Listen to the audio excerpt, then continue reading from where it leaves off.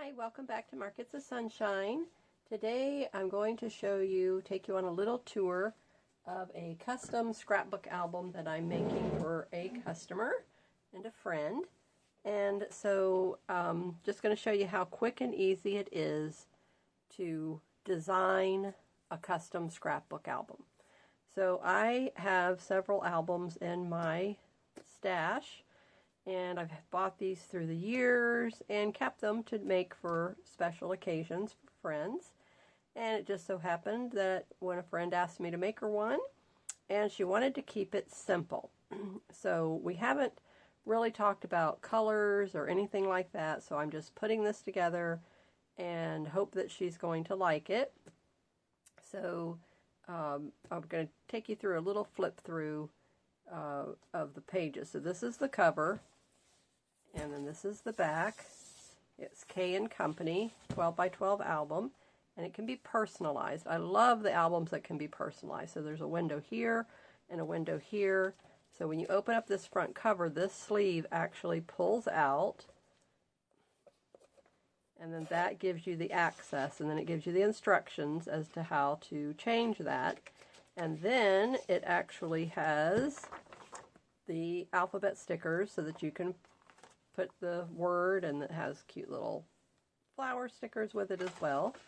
And then it tells you right here that if you want to add more clear pockets, it comes with 20 clear pockets, and it holds 12 by 12 pages.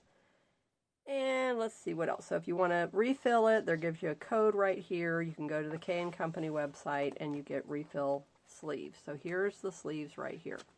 So I put in double-sided paper, and the pack that I decided to go with was this Wild Prints by Paper Mania, and I bought this on Scrapbook.com. It was in the clearance section, so I'm always looking for a good deal when I'm doing a custom order for my customers, and because they're going to be paying for all the materials. And I do my custom orders a little bit differently. So I have my customers pay for all the supply costs, and then I just charge them a small fee to assemble it. And when it's an album like this. So this is really, really, easy, simple for me to do, versus a junk journal when I have to pick out all the pages, design the pages, decorate the pages, embellish the pages, sew the signatures together, put it into the cover. That's a huge process. So scrapbook albums are much easier to manage and to make. And this is how I've always done a traditional scrapbook album. When I got into scrapbooking, this is the style that I got into, was you just took an album with clear pages, clear pockets, and you put in your papers and you designed that. Now, so this is where the designing comes into play here in a scrapbook album. So I wanted to take you through this and show you that, yes, a junk journal can be used as an album as well as a scrapbook album, but the concepts are different. So in the scrapbook album, you're going to put in pictures. You might put in, scenes of where you've been on your travels or whatever you want to put in here, an anniversary party, baby shower theme, wedding, So scrapbook albums are made by theme, but in this particular case, the customer is going to put in her own pictures, and she's going to decide what theme she's going to go with. It could be just strictly a family album. She has a big family, so she might do that. So I don't know what what she was thinking, but I mean, she definitely has lots of pages and possibilities here. So the reason why I went with this particular paper pad was because for one, I love the colors. It is a little wild, but it is simple. And she lives in a country setting, so there's a lot of animals, so she's not against animals. And a lot of this reminded me of animal tracks, and it's animal prints. And so they see a lot of wildlife where they live, and I thought, this would be perfect.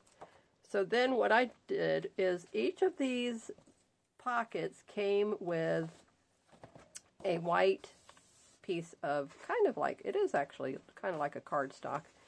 So I'm going to use this white paper as her journaling spots and her photo mount spots. So now I will come along and I will cut these to 4.5 by 6.5, and then give her 2 of those on every page. And then I will come in with a solid piece on top of that to give it a little bit of a border, or around it to give it a little bit of a border. So then maybe I'll do like 5 by 7, so 2 5 by 7s, and then put the white 4.5 by 6.5 on top of the 5 by 7s. And then that gives her, so then that covers up. So what I'm trying to show you is that will start covering up this busyness here, and then all you'll see will be the little bit of this print peeking out. So let me see if I can find my album that I have, the journal cards that we made together. Where did I stick those? All right, well, here's a perfect example of what I want to go with.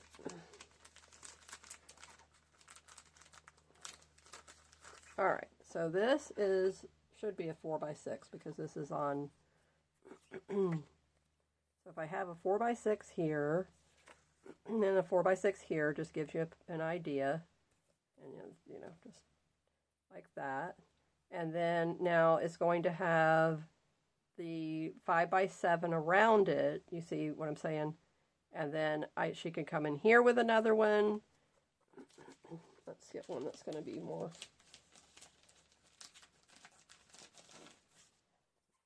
Okay, so see, like that. And wouldn't quite, so a smaller one down here.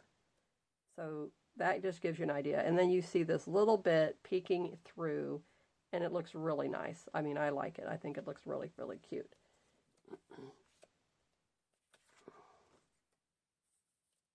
Okay, so just playing around with, you know, and then that's going to give her option.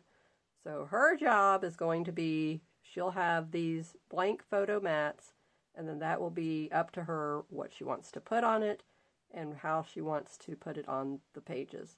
And then they will not be adhered to the pages. They will just be loose, and then she just has to put adhesive on the back of it, which is not a problem. So I think this is going to give you a great idea and a great way of how you can take a scrapbook album and you could turn it into a journal as well.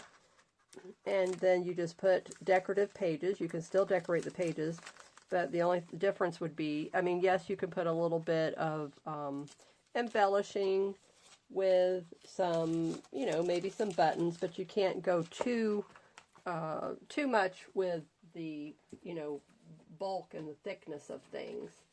So like, say, for instance, if I had this here, so here we've got this nice, you know, belly band thing. All right, so see how that would go in here. So that would still, you can still come in here. So this has got the raised button here, has the raised yo-yo here. And see, that still looks nice. So you can incorporate all of the things that you know how to do with our junk journaling into a scrapbook album.